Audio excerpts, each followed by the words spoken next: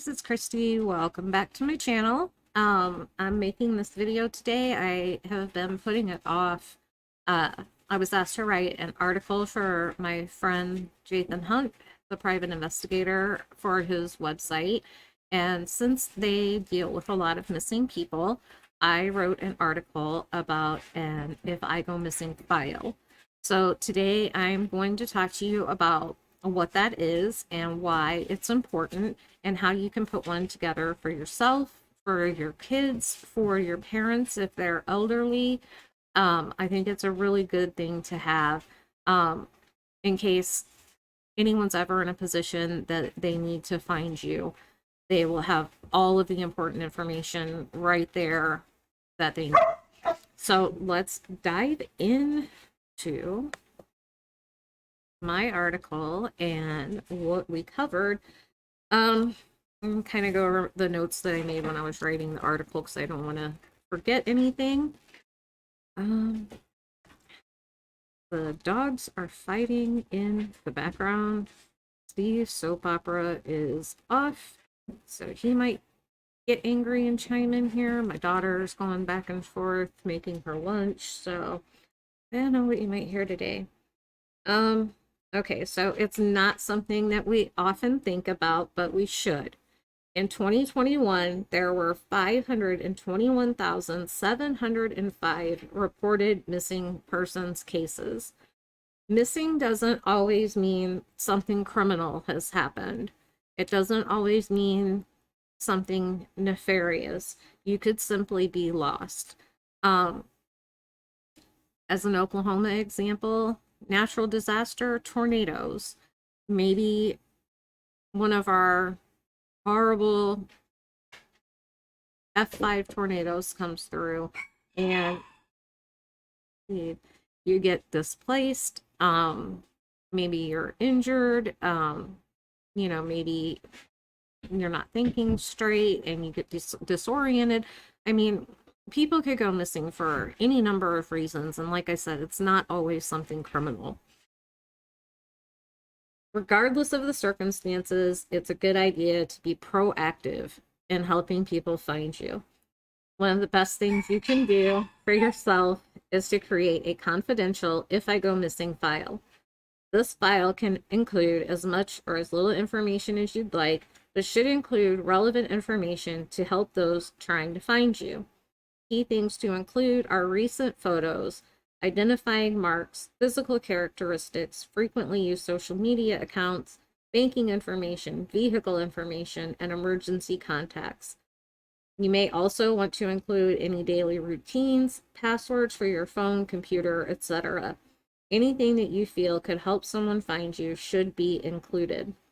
If this all seems overwhelming, you can download a great document created by the Crime Junkie podcast, and I will link that downloadable file in the description below.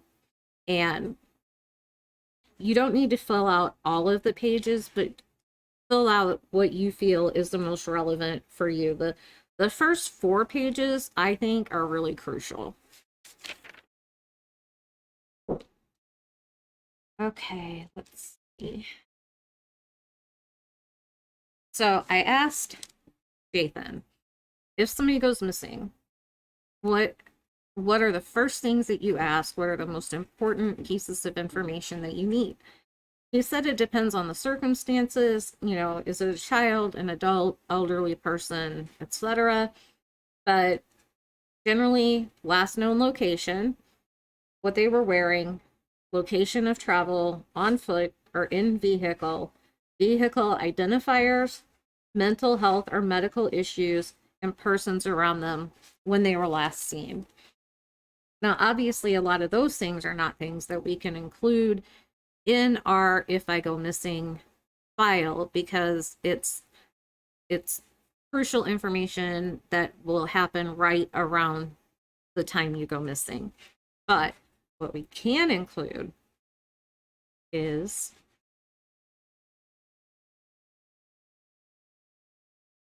my computer will cooperate. There we go. Personal information. So this can include your height and weight, Don't lie, ladies. Do not lie about your weight. This is not the time for vanity. This is the time to help people find you. Your hair color, length, and style. Now, especially for you ladies, you may change your hair color a lot. I know my daughter definitely does. The length, is it long, is it short? And then the style that you wear it. Like mine normally is this crazy hot curly mess, but sometimes I wear it straight. But in general, it's a hot mess. Eye color. Now, for eye color, I know people do wear colored contacts, so I would note that in there that, let's say you have brown eyes, but you wear blue contacts. I would go ahead and make a note of that. If you go missing, that you may or may not have those contacts in. Any medical conditions are really important, especially if there is medication that you need to take regularly. If you go missing and you don't have that medication, that's going to be important. Any kind of mental condition that you may be dealing with that could affect you while you're missing, that could have some sort of an effect on you being gone. Your medications, like I said, that's really important, especially if it's something that you need to take every day. Like I'm on seizure medication, so if I went missing and I didn't have my seizure medication, I'm at risk for being out somewhere and having a seizure and potentially injuring myself or worse. That would be something really important to know. I have other daily medication that I take, but that one would really be important.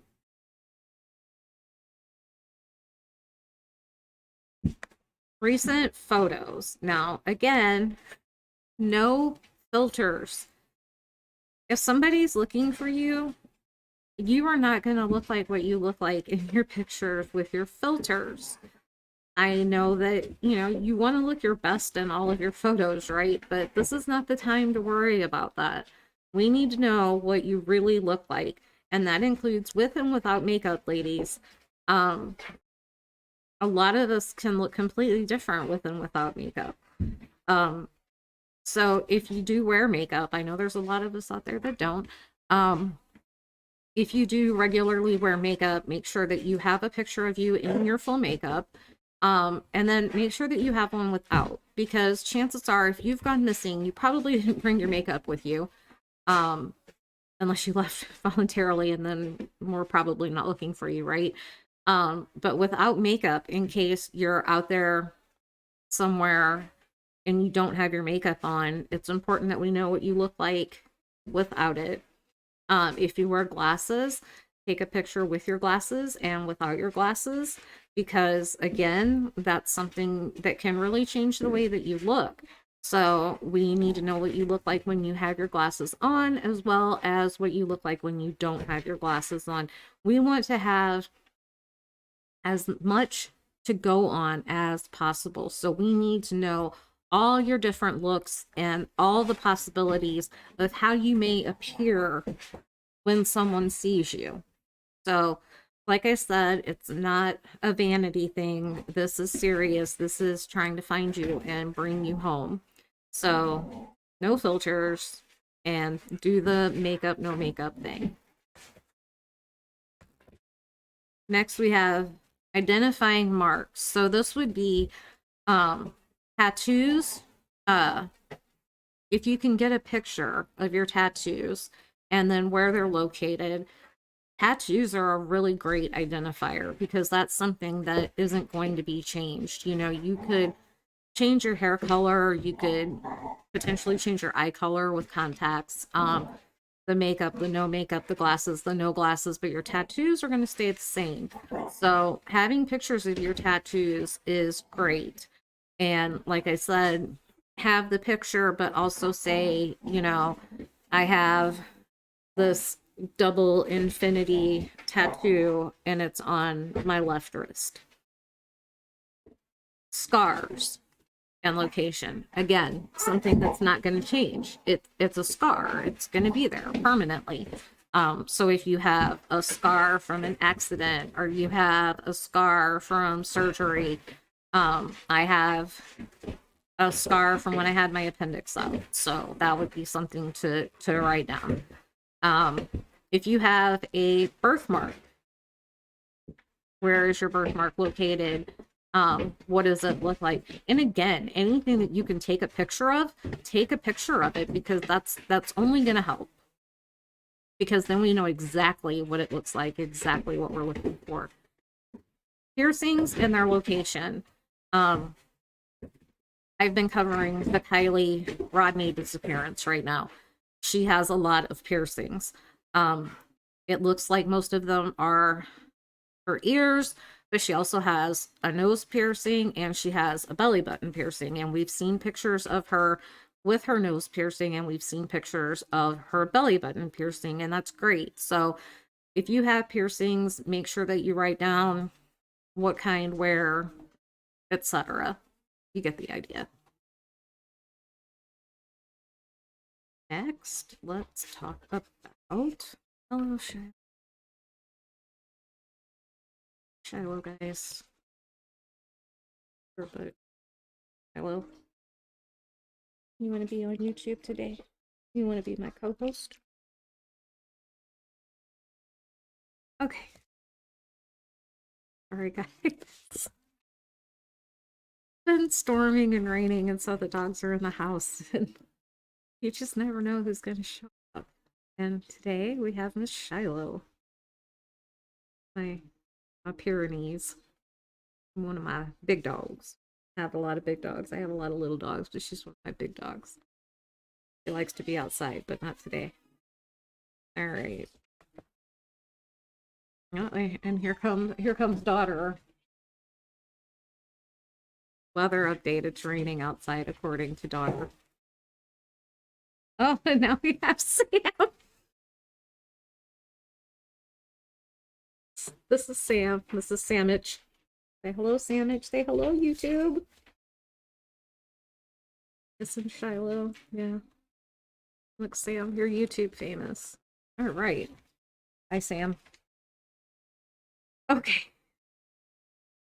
Vehicle information.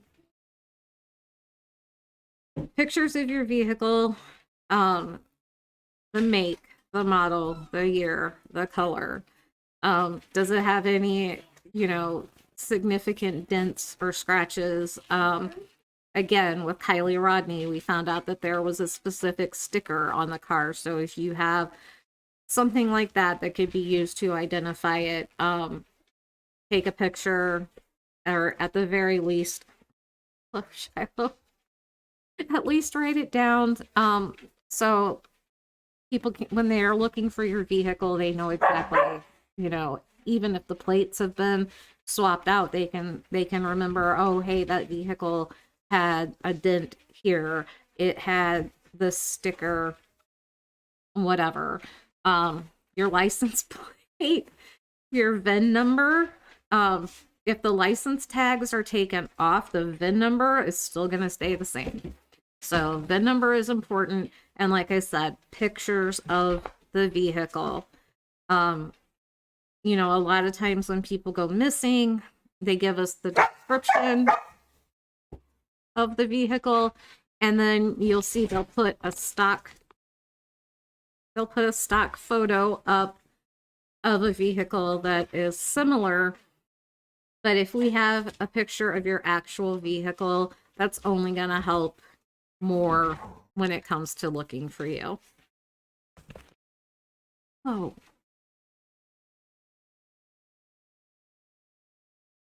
Oh God, this video is a hot mess, you guys. Thank you for bearing with me. Addresses. Okay, for addresses, you need to put down your home address.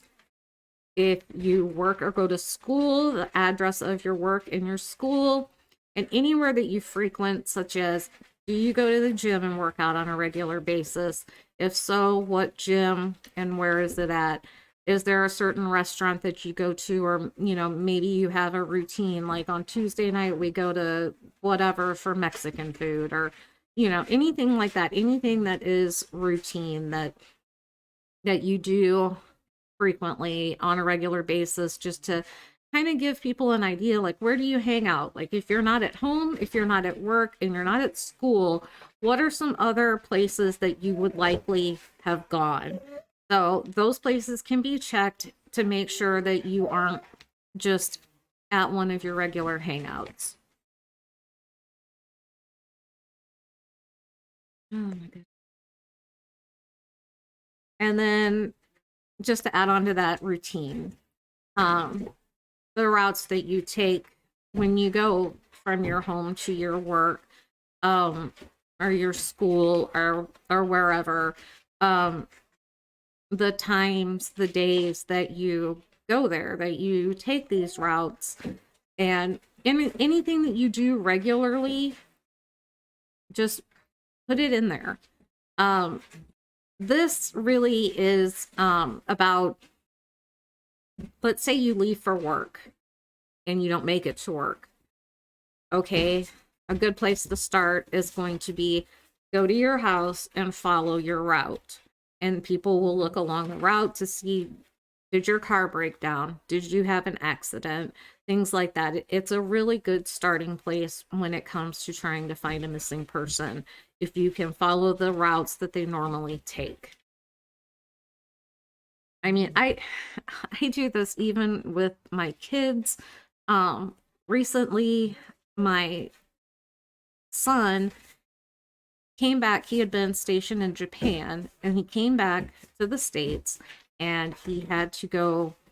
He came here, he came to Oklahoma, and then he had to go out to the East Coast to go to a school.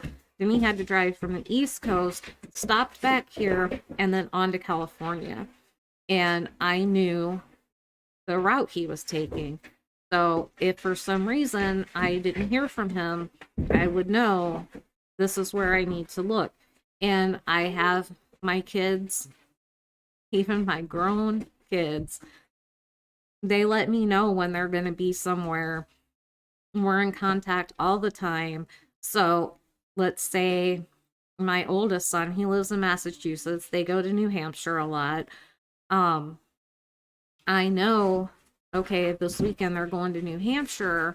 Well, then if I don't hear from him that they made it back, I know, okay, they were going to such and such a place in New Hampshire, and that's where I'm going to start looking for them.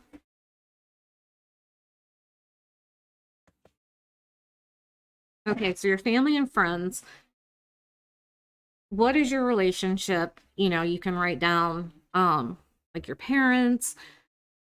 With me, it would be my kids and my husband, um, their contact information, any of your close friends that would or should be in contact with you, that it would be unusual if they weren't, kind of thing. If my kids go more than a few days without talking to me, chances are they probably think mom's sick, something's going on. My husband and I, even when he's out of town, we talk at minimum every day, usually more than once a day. Even when he was deployed, we talked every day. So if something came up and he was not able to contact me, he would know to be concerned. So anybody that would or should be in contact with you, that people can reach out to and just say, hey, have you heard from Christy? And if they say no, that would be unusual. And you can kind of build a timeline from that, the last time that your friends and family did talk to you.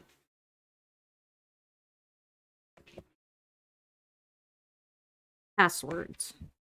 So passwords, most of us have a password to get into our phone.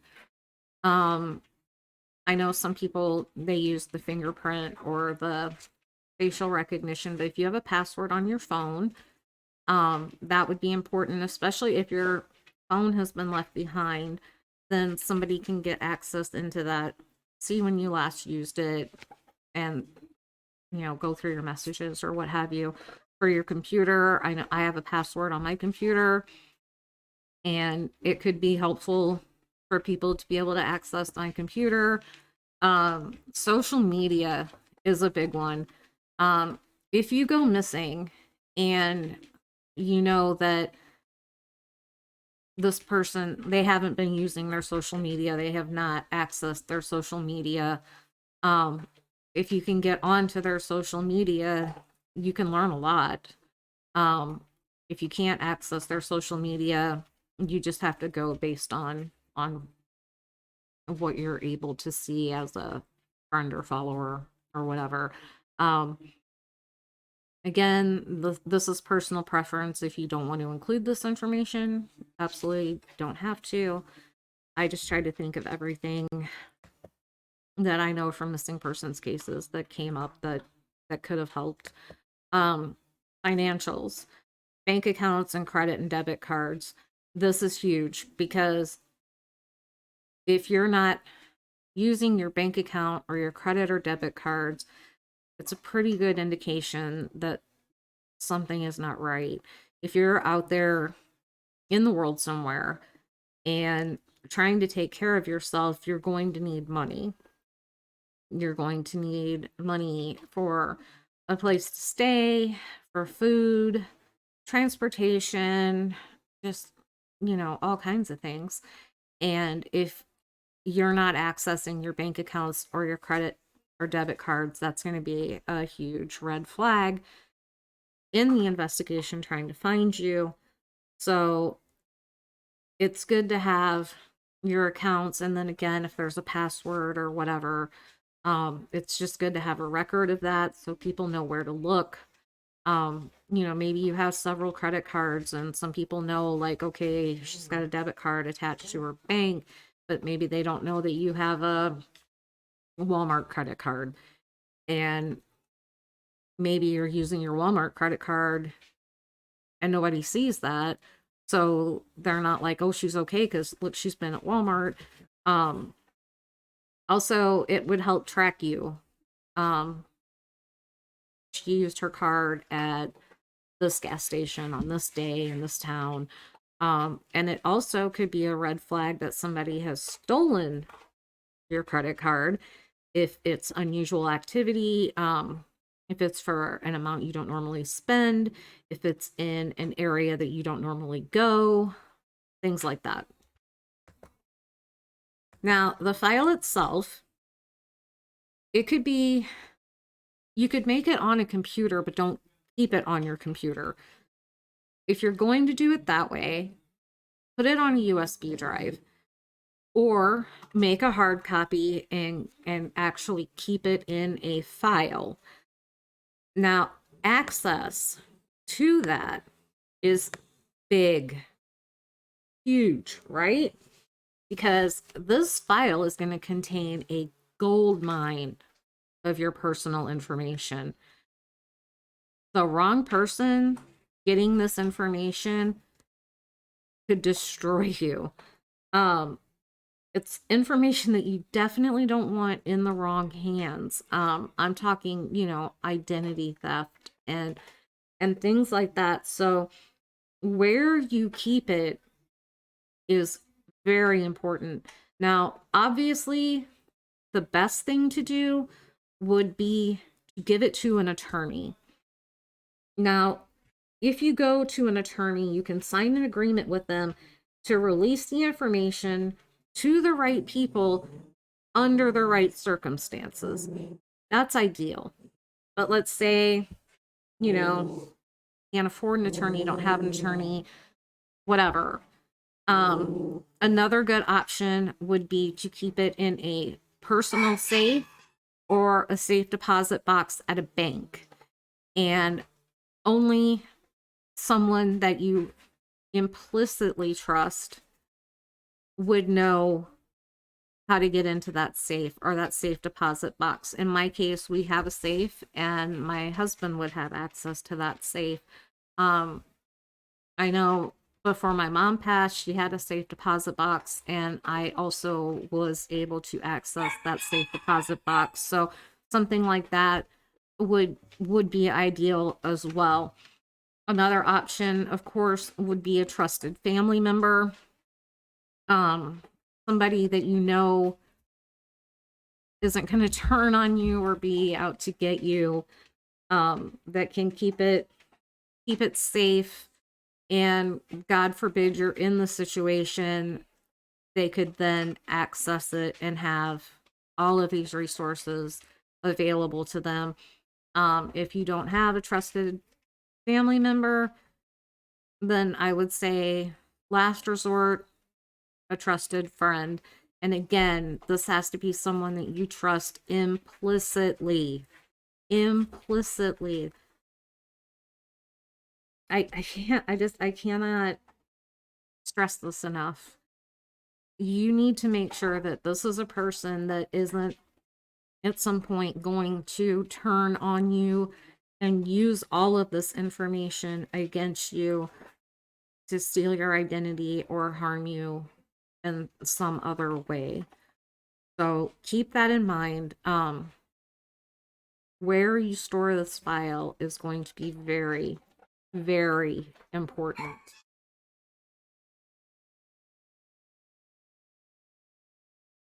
Updating. Now, I suggest about every 6 months, go through and you review your file, and anything that's changed, update it. If you move, if you get a new job, if you've got a new car, move to a different school, whatever, these are all important details. Should be updated immediately. But like I said, I feel like every 6 months is a good, you can definitely do it more often, but I wouldn't wait any longer than 6 months. There can be things, fluctuation in weight. Like I said, hair color. Did you get a new piercing? Did you get a new tattoo? All kinds of things can change. So make sure that you go through after you've made the file and keep it up to date with information and photos. And then finally, I just made a few side notes. This is what we do in our family. Where are you going? We always tell each other where we're going. I know, like I said, my boys, one's on the East Coast, one's on the West Coast, and they're grown. And I mean, I'm not saying like every day or like they call me and they're like, "Hey mom, I'm going to the grocery store." No. If they're going on like a significant trip, if they're going to be gone for the weekend, my oldest, he tells me normally like we're going to a concert at the Garden in Boston, or we're going to the Bruins game, things like that. My husband and I, we always tell each other where we're going if we're not going together. Obviously my daughter who lives here at home, she's 18. She always tells me where she's going. Probably wouldn't leave the house if she didn't tell me where she was going. My son in California, it's kind of the same thing. If he's going to be, there's several bases in the area. A lot of times when he's not going to be where he normally is, he'll say like, I'm going to this instead. When he's going to concerts, he just recently went to a tattoo convention, things like that. It's always good to let somebody know where you're going. It's like I said, then it's a little easier to go back if you don't show back up when you're expected to, and kind of go back and say, well, they were going to this place, so let's start here and work our way and see, was there, an accident, did their car break down, what have you. What route you're taking. Like I said, when my son did his cross country trip, I always have them check in with me whenever they stop somewhere, like to get gas, to go to the bathroom, to eat, just to check in so I know where they are and that everything's going okay. Even when they're flying, they usually check in with me and tell me like they've made it to the airport.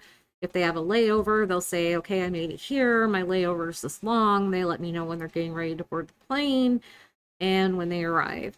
So it's always good to know what route you're taking, you know, like Interstate 40, Interstate 44, those are the two big ones around here. Just say like, hey, I'm going to Oak City and I'm going to take 40 to get there, kind of thing. When you'll be back is huge. Um, Even if it's just a rough estimate, like I'll be back Saturday, between 3 and 5. Well, at least that way somebody knows that if you haven't made it back by 5 and you haven't called anybody to say that you were going to be later than that, then that's kind of a clue that, hey, something's wrong here. Like, how come they haven't made it back yet? So giving an idea of what time you should be expected back, I think is always a good idea. And then of course there's tracking apps. My husband, my daughter, and myself, we all have, it's called Life 360. We have that on our phones. Um, Honestly, I don't really check it that much. Um, because we are so good about checking in with each other. Um, I use it a lot. This is terrible. I use it a lot when my husband's on his way home. Uh, because like if I need something from the store, I can see like, oh, did he go by there already? And if he didn't, I can say, hey, can you pop in there and pick up whatever I happen to think I need? Um, Sometimes I use it when I'm cooking dinner to get an idea of how far away he is so I know what time to start cooking so I have dinner ready when he gets home. Um, when my daughter's out with her friends, like I said, I don't use it to stalk her or monitor her or whatever. But like say they're going to a concert in Tulsa, I might get on there and just see like, are they still there? Haven't heard from her in, hour or so of what's going on, and I see like, yeah, they're still at the concert.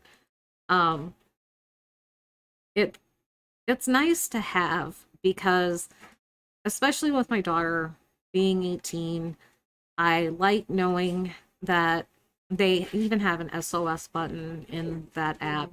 And it's nice to know that if something were to happen and she gets out there and there's trouble, that I can see where she was, where she is, that kind of thing. Um, it gives me a place to start, basically. Of course, iPhone, find my iPhone. Uh, my son got me a watch to go with my phone, kind of like an Apple Watch, but it's for my Samsung Galaxy.